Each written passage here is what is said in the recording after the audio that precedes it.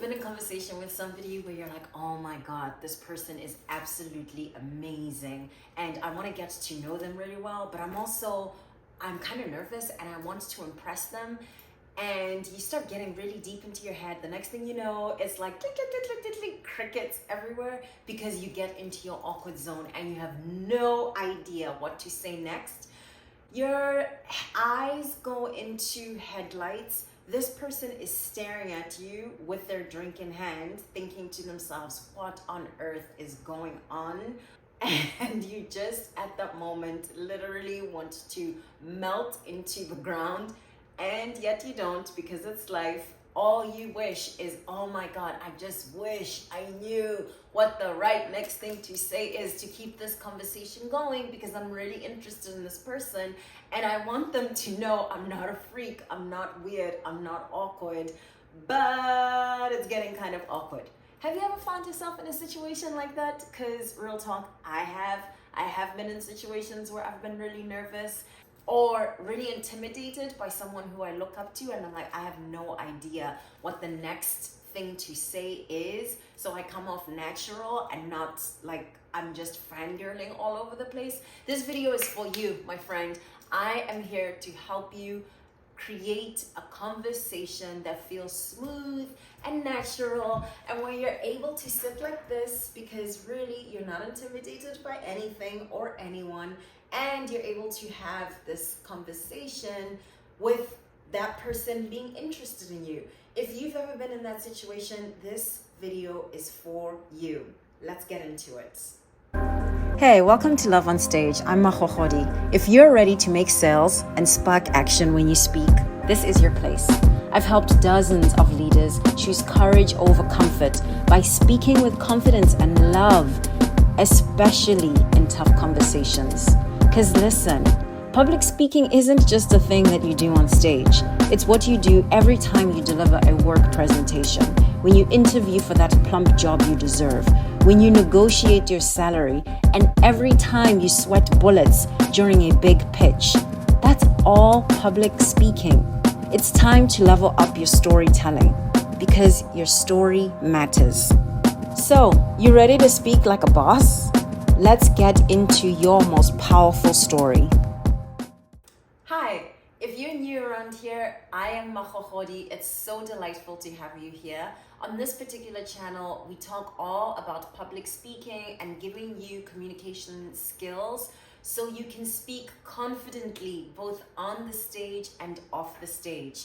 Let's get to our topic today, because it's a juicy one. We hate being awkward. It's not a fun feeling, and especially when you're standing in front of somebody that you want to make a strong impression towards, right? You may actually even be in an interview setting and you're already feeling a little bit nervous, because let's be honest, anytime you're in an interview, you're kind of in the spotlight in a way that doesn't always feel natural. You want to come across as, I'm so completely relaxed, I kind of am an expert, I know what I'm talking about, because I know you've done your homework, you do know what you're talking about.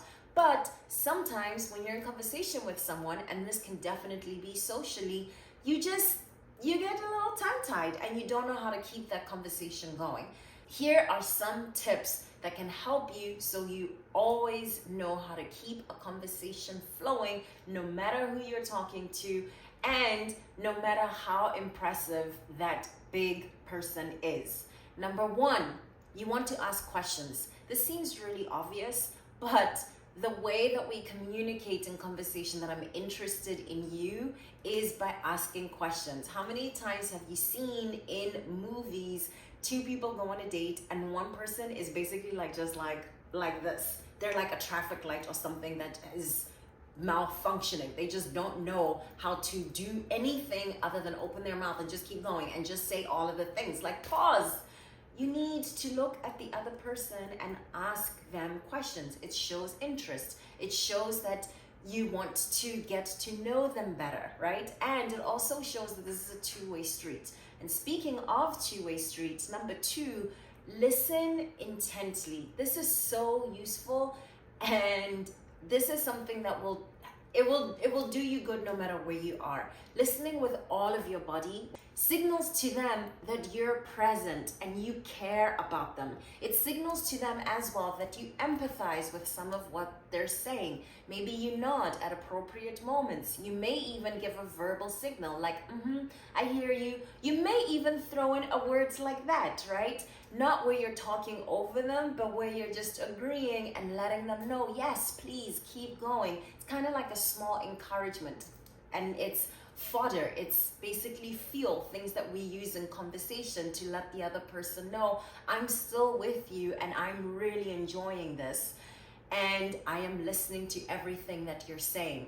And as you're listening to everything that somebody is saying, they will throw you verbal cues of where the conversation can go next. So this is number 3. As you're listening, and as you're listening intently, it will naturally become obvious where the conversation is going and what the natural next thing, either to ask or to suggest or to share a story is. Remember, this is a conversation. So number 4, you want to bring yourself, your stories, your experiences, and your openness to the conversation. So don't let it be an interrogation where all you're doing is just firing off questions. I will admit, I definitely am the person who has a lot of questions in conversation, and that's because I'm a naturally curious human being. I love getting to hear and understand and get inside, like underneath the bonnet of human beings' stories, but I constantly have to remind myself, hey, this is a two-way sport. It's like tennis. I serve, then you serve. So as I'm asking questions, it's also important for me to remember I also have to share something. I also have to offer something. And if it makes sense, number 5, offer something that exposes you in a true and honest way. Get as truthful and as honest, maybe even as vulnerable as makes sense for that conversation, right? The reason why you want to do this is because it builds trust so quickly and makes it easy for the conversation to then expand and to have some depth. And whenever you're in conversation with somebody, at least for me, one of the things I'm going for is how can I have as meaningful a conversation with this person as makes sense for the context of where we are and what we're trying to do. And also recognizing almost any time you're with another human being, you have an opportunity to connect with them profoundly beyond the confines of whatever the context you're together in. So one of the things I keep at the forefront of my mind is I really do not know why the universe has seen fit to put us together. It might look like a business meeting, it might look like a cocktail meeting, but I am open to the idea that actually we're meeting and we're in this conversation and something far bigger picture in my life than what I can see and understand in this present moment. When I am in conversation with somebody, I try to bring as much presence as possible and genuine connection, and as quickly as possible to move the conversation towards meaningful territory where we're not just talking about the birds and oh my goodness, there's so much rain today, and hey, did you notice that such and such twerked on the internet? That's nice. I'm not knocking that, and it's really important to get good at small talk because small talk builds trust and it gets you towards depth. But I just want you to have at the back of your mind, the purpose of being in conversation with anybody is to build meaningful connection. So as quickly as you can to get to meaningful connection, that is a plus. One of the ways that you can do it is through vulnerability and sharing something that's honest, something that's unexpected, something that's real. And bonus points if what you are sharing is happening to you in real time. So this person can relate because, oh my goodness, a bear just walked into the room. This is insane. Real life story. This week I saw a bear, and let me tell you something, that thing is a conversation starter. So I just gave you number 5. Number 6, humor.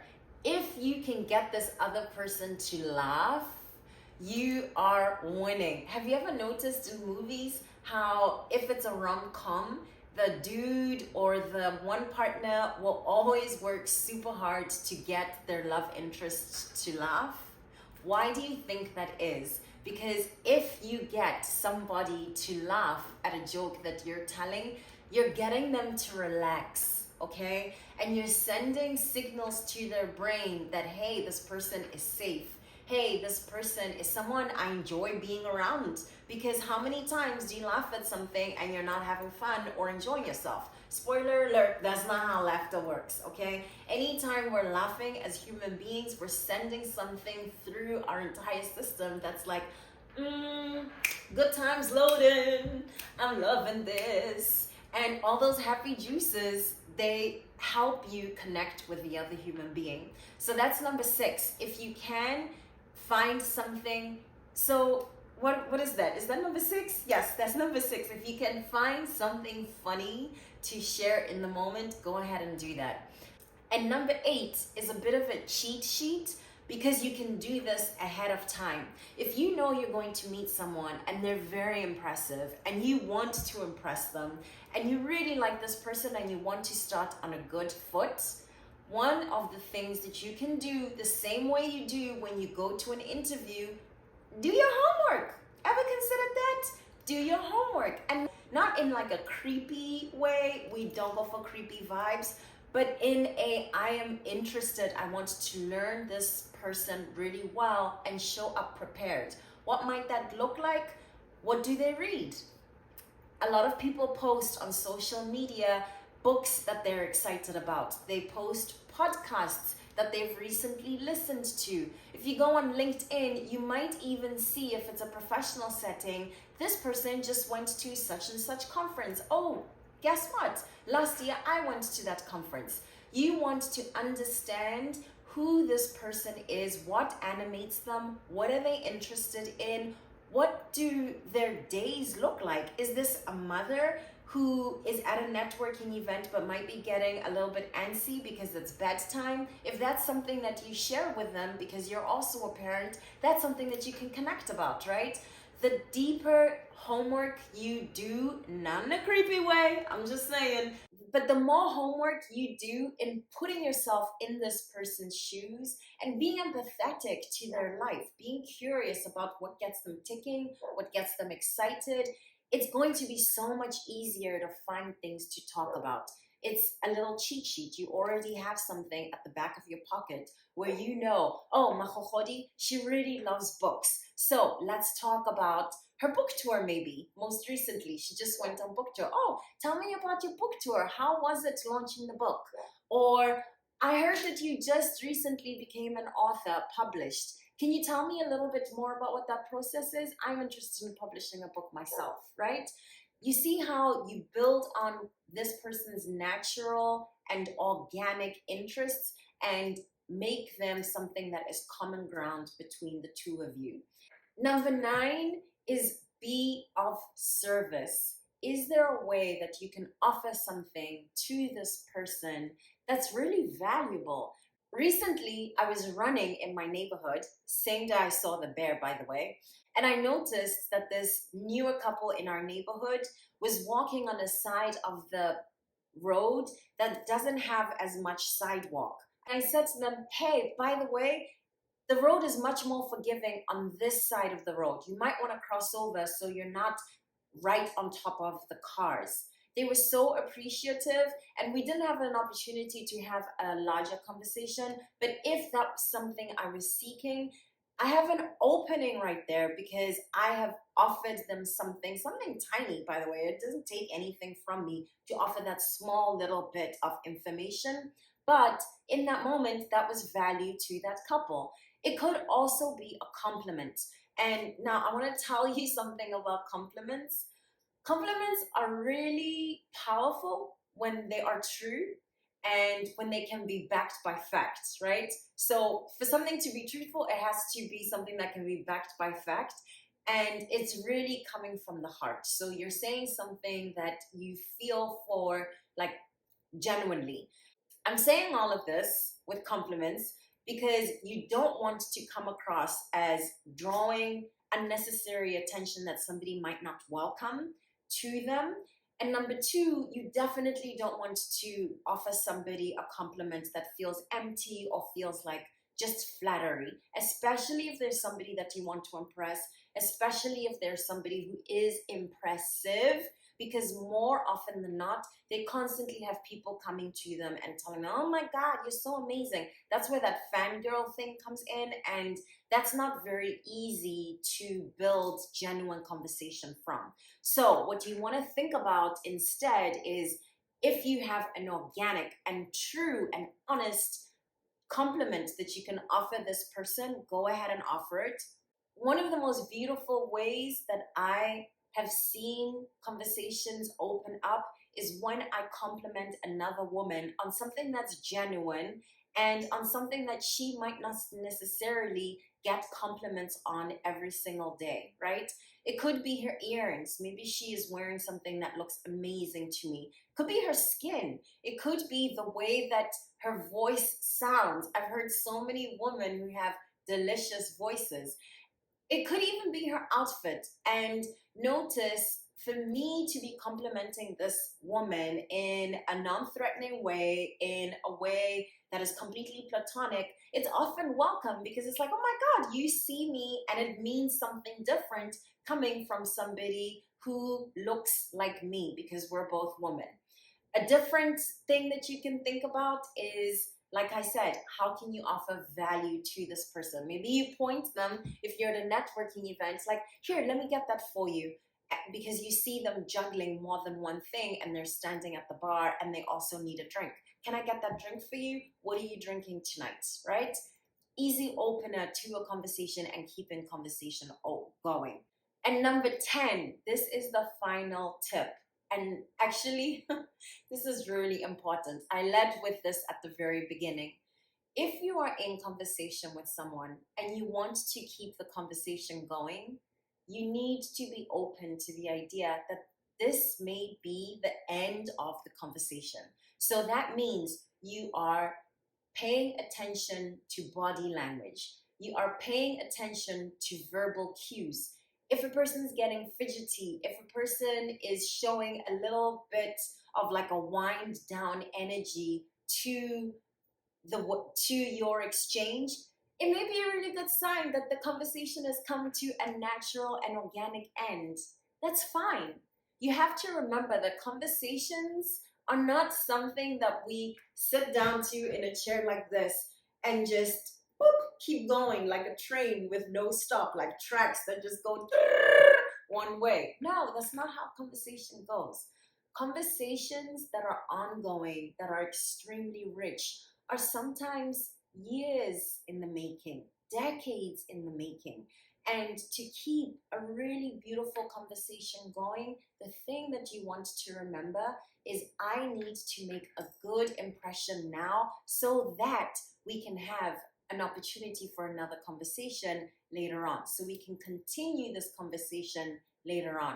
And that means honoring this other person when they give you verbal clues that the iteration of the conversation right now, this exchange right now, it's drawing to its natural end. And that's a really good time for you to say, hey, it's been so wonderful speaking with you tonight. I've really enjoyed my time. Can I get your number? Are you on Instagram?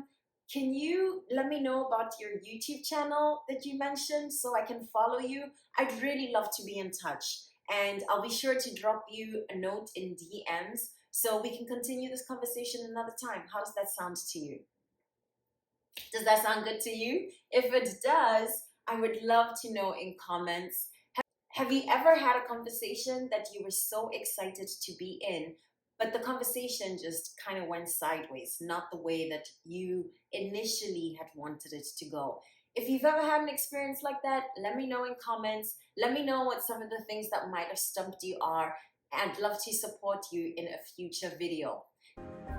Was that useful? You want to go even deeper? I'd love to support you. My coaching program can help you make money and spark action whenever you speak with intention. Book time to chat using the link in the description box below. Also, leave a comment if this video offered something you needed to hear today, or if you have a question you want me to unpack in next week's episode. Fresh episodes drop every Thursday at 12 p.m. Eastern. Hit subscribe to get a notification so you never miss a beat. Thank you so much for being here. I want you to know that your story matters. And I'm here to help you stand out from the stage to the page.